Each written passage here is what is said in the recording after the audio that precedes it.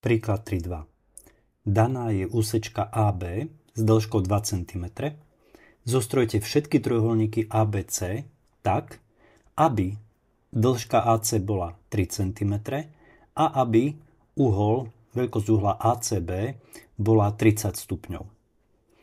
No, je to konštrukčná úloha, máme tu zadanie, máme nejaké zadané veci, takže pôjdeme aplikovať postup, ktorý máme, všeobecný štvorkrokový postup na riešenie konštrukčných úloh. Takže prvý krok je rozbor, čiže prvý krok rozbor. V rámci rozboru si budeme predpokladať, že existuje riešenie úlohy, že existuje taký trojuholník, načrtneme, ako by mohol vyzerať. Označíme všetky informácie, ktoré sú zadané. Takže tu je náčrt. Takže konkrétne, čo máme? Máme úsečku AB s dĺžkou 2 cm. Máme zostrojiť akýsi trojuholník ABC tak, aby dĺžka AC bola 3 cm a aby uhol ACB mal veľkosť 30 stupňov. Všimnime si, že to, čo je dané v tejto úlohe, je úsečka AB. Čiže tá je daná. Čiže my nemôžeme začať tú úlohu riešiť tak, že začneme úsečkou CA, lebo nám je daná na obrázku narysovaná úsečka AB. Čiže hneď sa teraz dostávame k druhému bodu. Rozhodnite sa, na akom objekte alebo objektoch by mala byť konštrukcia založená. Tak založená je na tom, čo je dané. Čiže dané je úsečka AB. Normálne máme zadanú úsečku AB s dĺžkou 2 cm. A druhá vec, čo je daná, máme akýsi uhol 30 stupňov. 30 stupňov je číslo, ktoré je dané a má to byť veľkosť uhla ACB. A to není všetko. Máme ešte zadané okrem toho, že dĺžka ACčka strany AC je 3 cm. Čiže toto tu je to, čo je dané. O tej úsečke AB ešte navyše vieme, že jej dĺžka je 2 cm. Čiže to je v rámci toho zadania, ona je zadaná, takže je daná. Dobre, mali by sme teraz zistiť podľa tohto návodu, čo sú neznáme body. To je body, ktoré nevieme hneď skonštruovať. Tak keď ja mám pred sebou danú úsečku AB nakreslenú, tak na to, aby som dokončil trojuholník ABC, mi treba bod C. Čiže hľadaný bod, ja to napíšem tu, hľadáme bod C. To je náš neznámy bod. Budeme teraz sa snažiť analyzovať tú situáciu a rozhodnúť, aké podmienky musia platiť pre tento neznámy bod C a identifikujeme množiny, ktorých ten bod C je súčasťou. Takže poďme na to. Prvý fakt, ktorý vieme, je, že uhol ACB, veľkosť uhla ACB je 30 stupňov. To nás privádza k tomu, že bod C musí ležať v množine G nad úsečkou AB, ktorej prislúcha uhol 30 stupňov. Prečo? Lebo GAB 30 stupňov je množina všetkých bodov P z ρ takých, že veľkosť uhla APB je 30 stupňov. Čiže veľkosť tohto uhla má byť 30 stupňov pre každý bod množiny G gamma. A teraz, keďže APB je 30 a ACB je 30, tak to znamená, že C je jeden z týchto bodov P, čo sú v tej množine. Čiže C patrí do množiny GAB 30 stupňov. To je prvý záver, ktorý sme zistili, čiže aj sme to prepojili s množinou. Čiže máme tu podmienku pre neznámy bod, že ten uhol je 30 a z nej implikujeme, že do akej množiny všetkých bodov s danou vlastnosťou patrí. Teraz máme ešte jednu podmienku a to je, že dĺžka úsečky AC je 3 cm. No a ja tvrdím, že ak je to tak to znamená, že C patrí do množiny F a 3 cm. Inými slovami, čo to je za množina? To je množina všetkých bodov, ktoré sú vo fixnej vzdialenosti od bodu A, a to konkrétne vo vzdialenosti 3 cm. Čiže toto je množina všetkých bodov P z ρ takých, že vzdialenosť AP je 3 cm. No a keďže AC je 3 cm, tak C možno považovať za jeden z takých bodov P, ktoré ležia v tejto množine. Čiže možno usúdiť, že C patrí do tejto množiny. Čiže C je súčasťou množiny F. To je množina všetkých bodov, ktoré sú vo fixnej vzdialenosti 3 cm od bodu A. My vieme, že táto množina je vlastne krúžnica so stredom v A polomerom 3 cm. Dobre, toto sú dve veci, ktoré vieme o C. Dostali sme dve podmienky, že C leží na nejakej množine bodov, všetkých bodov danej vlastnosti a na nejakej inej zároveň. To znamená, že ak neznámy bod patrí dvom rôznym množinám všetkých bodov, tak musí ležať ich v priesečníku. Čiže ja stadiaľto tu vyvodím záver, že stadiaľto a stadiaľto vyplýva, že C patrí G AB 30 stupňov, prienik F A 3 cm. A toto je jedna dôležitá vec. Vlastne objavili sme kľúč k riešeniu tej úlohy, ktorý nám hovorí, kde hľadať bod C. Neznámy bod C leží na priesečníku dvoch množín všetkých bodov danej vlastnosti, ktoré viem ľahko zostrojiť. Ja viem zostrojiť GAB 30 stupňov, lebo AB mi je dané a uhol 30 stupňov je známy. No a viem zostrojiť aj FA 3 cm, lebo viem zostrojiť kružnicu so stredom A s polomerom 3 cm. Dobre, čiže urobili sme všetky kroky v rozbore, no a prichádzame k druhému bodu nášho postupu. Druhý bod sa nazýva, že postup konštrukcie. Postup konštrukcie teraz vlastne bude spočívať v tom, že napíšeme najprv, čo je dané, čiže dané je úsečka AB, daná je úsečka AB tak, že dĺžka AB je koľko? 2 cm. No a daný je uhol gamma, ktorý je 30 stupňov a má to byť uhol, je to veľkosť uhla ACB. Ten bod C ale nie je daný, hej, to je len ja hovorím, že čo to je za veľkosť. Dobre, postup konštrukcie. Prvý bod. Takže ja už nepíšem, že idem zostrojiť úsečku AB, lebo ju mám danú. Takže to, čo budem teraz zostrojovať je, viem, že cieľom je zostrojiť bod C, takže ja potrebujem zostrojiť pomocné množiny bodov. Čiže v prvom kroku si zostrojím množinu G, AB, 30 stupňov. Ja tu teraz nebudem písať kroky, ktoré vedú k zostrojeniu tej množiny. To je podprogram. Podprogram, ktorý sme sa už ním zaoberali v predchádzajúcom videu. Čiže tieto kroky vieme. Tie už urobíme v konštrukcii. Druhý bod, keď už budeme mať množinu G, tak zostrojíme si množinu F A 3 cm. Postup na jej zostrojenie je triviálny, to je vlastne kružnica so stredom A s polomerom 3 cm. V treťom bode konštrukcie využijeme záver z rozboru a zostrojíme bod C.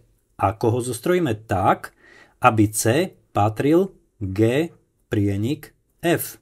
Čiže G prienik F bude obsahovať bod C. Keď tých bodov bude viac, super, označíme ich indexami C1, C2 a tak ďalej. Po štvrté, uvedomme si, že v tomto okamihu k danej úsečke AB, ktorá bola daná, už máme aj bod C. A keďže cieľom bolo zostrojiť trojuholník ABC, tak môžeme napísať, že v štvrtom bode zostrojíme trojuholník ABC. A tým pádom bude všetko hotové. Dobre, čiže toto je postup konštrukcie. Tu sme sa riadili týmito bodmi.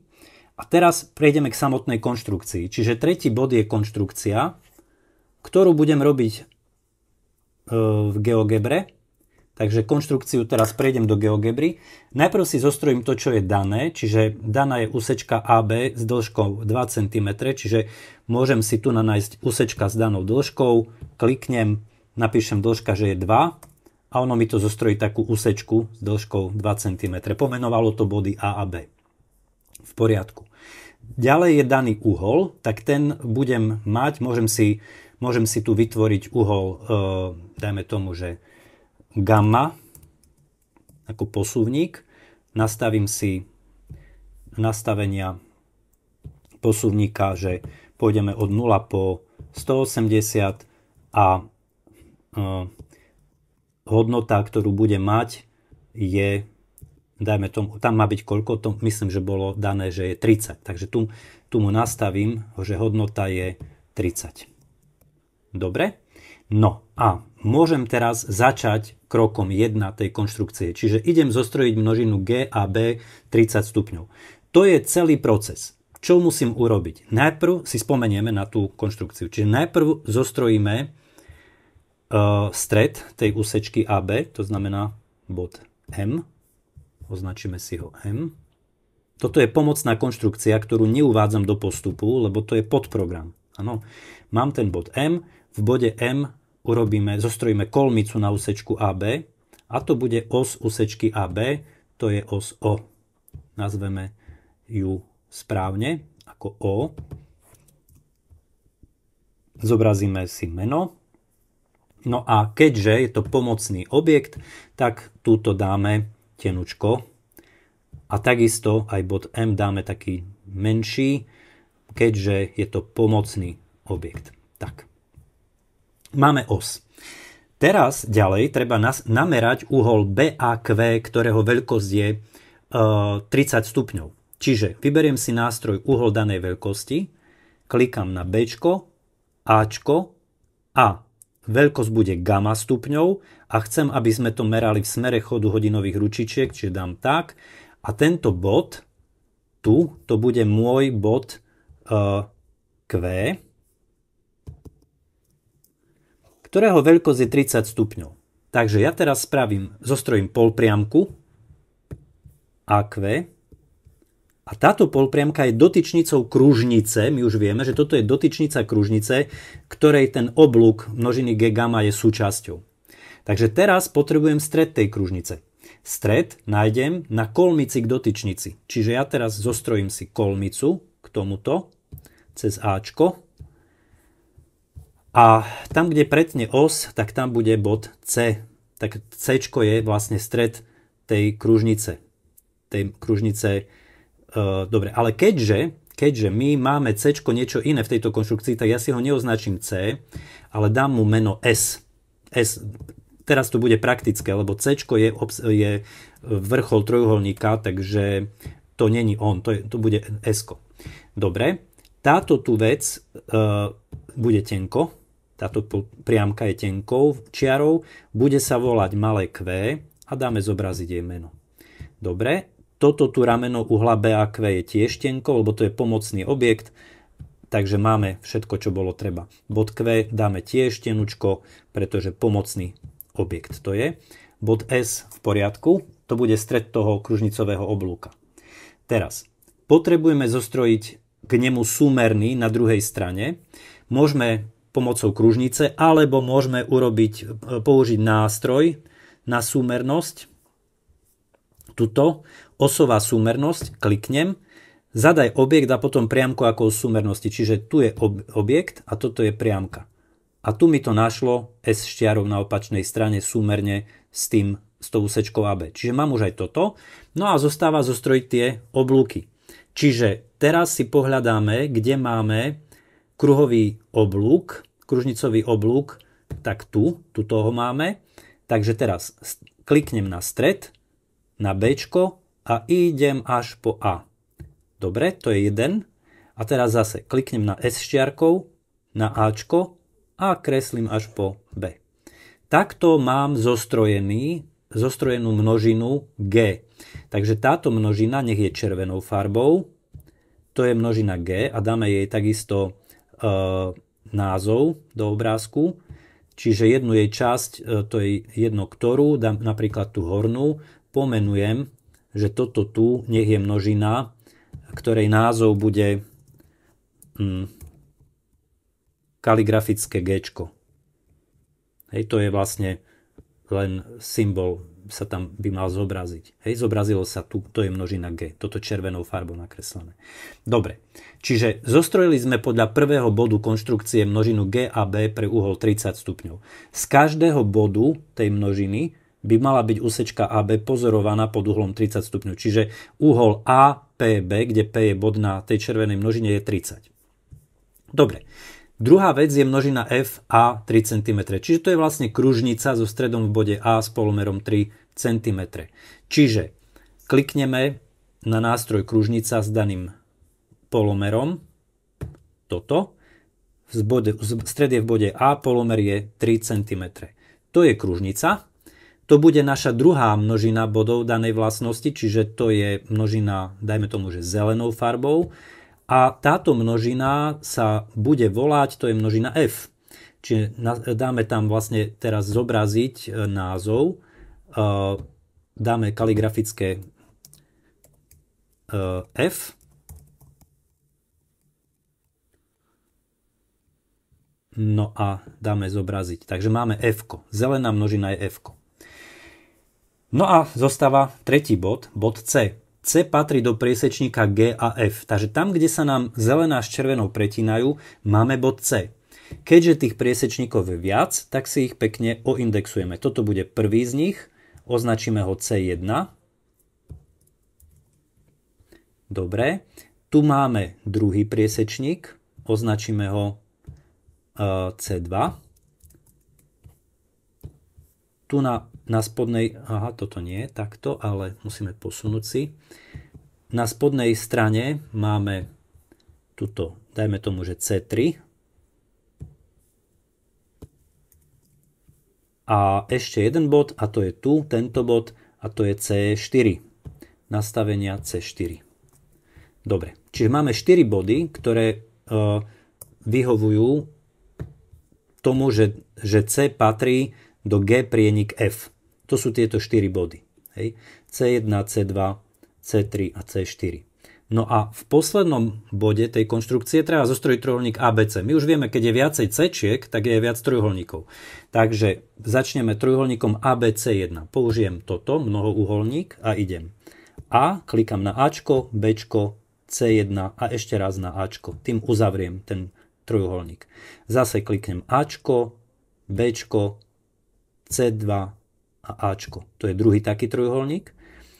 Ačko, Bčko, C3 a na Ačko, to je tretí. A Ačko, Bčko, C4 a Ačko. A to je štvrtý taký trojuholník. Čiže tým sme zostrojili všetky 4 riešenia. My môžeme si ich farebne odlíšiť. Čo ja viem, toto nech je takejto farby, toto nechám modré, toto dáme, čo ja viem, nejakej zelenej a toto môžem dať nejakej na žltú farbu alebo niečo také, alebo takúto. Takže mám 4 takéto trojuholníky. Sú to trojuholníky ABC1, ABC2, ABC3 a ABC4, ktoré vyhovujú tomu, že uhol ACB je 30 stupňov, čiže toto, tu a tu, všade je 30 stupňov. Majú stranu AB rovnú 2 cm a stranu AC rovnú 3 cm. Čiže toto je riešenie. Teraz konštrukčné, čiže vyriešili sme tú úlohu. No a v 4. bode by sme mali urobiť diskusiu a záver. Diskusia tu však nie je možná, pretože nemáme žiadne voľné parametre. Všetko sú napevno dané hodnoty, čiže mali sme všetko pevne dané vzdialenosti, uhol, všetko. Čiže zostáva len urobiť záver. Čiže tu napíšem záver. No a napíšem, koľko riešení má úloha. Čiže úloha má 4 riešenia. A teraz dáme dvojbodku a vypíšeme trojuholník ABC1, trojuholník ABC2, trojuholník ABC3 a trojuholník ABC4. A tým vlastne je riešenie tej úlohy hotové. Ak to riešite v GeoGebre, teraz je potrebné toto tu si zobrať a vytlačiť. Čiže napríklad urobiť si print screen obrazovky a dať ho vytlačiť na tlačiarni a vložiť do zošita. Čiže teoreticky ja by som to mohol tak urobiť na tomto počítači, že spravím print screen. Skúsime spraviť takýto print screen, takto. No a teraz tuto by som dal, že vložiť a súbor a tu by to mohol byť tento tu print screen, čiže môžem ho tu vložiť do tej našej časti 3. Takže toto tu je vlastne to, čo sme dostali ako pri konštrukcii. Tým je riešenie úlohy dokončené.